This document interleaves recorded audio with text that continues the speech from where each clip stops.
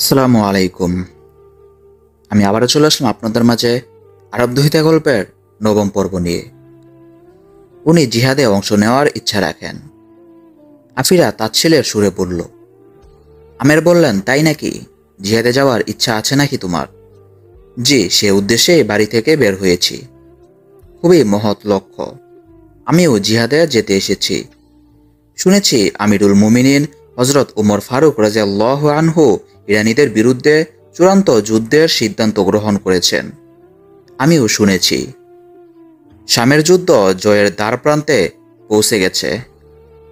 মহামতি হেরাক্লিয়াস ওখান থেকে পালিয়ে গেছেন। অ্যান্তাকিয়ার উপর মুসলমানদের দখল প্রতিষ্ঠিত হয়েছে।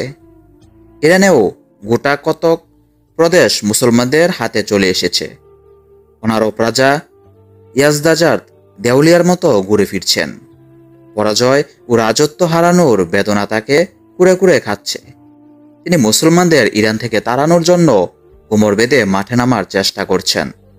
তথ্য পেয়েছি তিনি বিশাল একটা বাহিনী প্রস্তুত করে নিয়েছেন।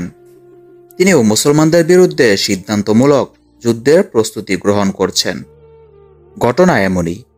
এ কারণেই আমিরুল মুমিনিন হজরত উমর ফারুক রাদিয়াল্লাহু আনহু চূড়ান্ত আঘাতের পরিকল্পনা হাতে নিয়েছেন। ইনশাআল্লাহ আল্লাহ রাসূল সাল্লাল্লাহু আলাইহি ওয়াসাল্লামের ভবিষ্যৎবাণী অবশ্যই বাস্তবায়িত হবে যে ইরান পদানত হবে এবং সেখানে মুসলমানদের শাসন প্রতিষ্ঠিত হবে। এই ভবিষ্যৎবাণীর একটি অংশ তো পূর্ণ হয়ে গেছে। ইরানের রাজধানী মাদায়েন জয় হওয়ায় ইরান সরকারের ধনভাণ্ডার মুসলমানদের হাতে চলে এসেছে। বাকি অংশও ইনশাল্লাহ জয় হয়ে যাবে ইনশাআল্লাহ। তিনজন আফিরাদের তাঁবুর নিকটে চলে এসেছে। এখান থেকে দাঁড়িয়ে থাকা তাঁবুগুলো চোখে পড়তে শুরু করেছে। ওখানে কয়েকটা খেজুর জার আছে। তাঁবুগুলো ওগুলোর ছায়াতেই স্থাপিত হয়েছে। আরবের মরু অঞ্চলে খেজুরের কয়েকটা গাছও আল্লাহ পাকের অনেক বড় নেয়ামত মনে করা হয়। এসব গাছের শীতল ছায়া পথচারীদের অনেক শান্তি দেয়। তখন বেলা দ্বিপ্রহর, প্রখর রৌদ্রতাপ, দমকা বাতাস বইতে শুরু করেছে। তীব্র বাতাস বালু উড়িয়ে উড়িয়ে চোখে মুখে ভরে দিচ্ছে। আর চারদিকে বিস্তীর্ণ মরুদ্যান, স্থানে স্থানে আকাশ ছোঁয়া বালির টিলা। সাদা বালিকণাগুলো চিকচিক করছে, যেন জায়গাটা বালির সমুদ্র। তাতে ক্ষণে ক্ষণে ঢেউ তুলছে যেন বাতাস। আমের বললেন, আরও দ্রুত এগুতে হবে। দমকা বাতাস বইতে শুরু করেছে। বাতাসের তীব্রতা আরও বেড়ে যাবে। আর আগে কাফেলায় পৌঁছতে না পারলে বিপদ হবে। মরুভূমিতে অনেক সময় এমন হয় যে প্রচণ্ড লু হাওয়া প্রবাহিত হয়ে পথচারীদের শরীর ঝলসে দেয়। বাড়ির টিলা টিপিগুলো উপড়ে যায়। ধুলাবালিতে চোখ বন্ধ হয়ে যায় এবং পথিক পথ হারিয়ে ফেলে। পরে বাতাসের তীব্রতা কমে আসার পর যখন চোখ খুলে, তখন তাদের বিস্ময়ের সীমা থাকে না যে আমরা পথ হারিয়ে কোথায় চলে এলাম। এরা তিনজন দ্রুত গতিতে চলতে শুরু করলো। তাদের ঘোড়াগুলো সম্ভবত বুঝে ফেলেছে যদি তাড়াতাড়ি কাফেলায় গিয়ে পৌঁছতে না পারে তাহলে ঝঞ্ঝাবায়ু তাদের উড়িয়ে নেবে এবং মরুজর তাদের পথচ্যুত করে অন্যত্র নিয়ে যাবে।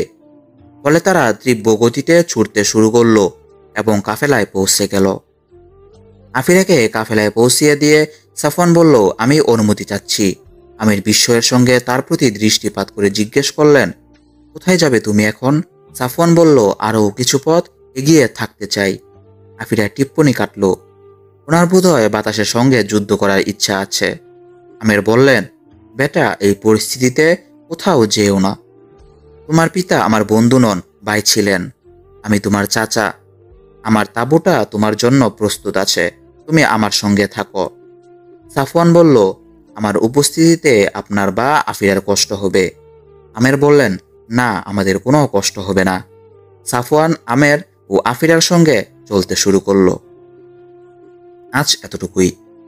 এ গল্পের পরবর্তী পর্ব পাওয়ার জন্য অবশ্যই আমার চ্যানেলটি সাবস্ক্রাইব করে পাশের বেল বাটনটি বাজিয়ে অল করে দিন এবং গল্পটি কেমন হয়েছে তা অবশ্যই কমেন্ট করে জানাবেন এবং লাইক করবেন অবশ্যই।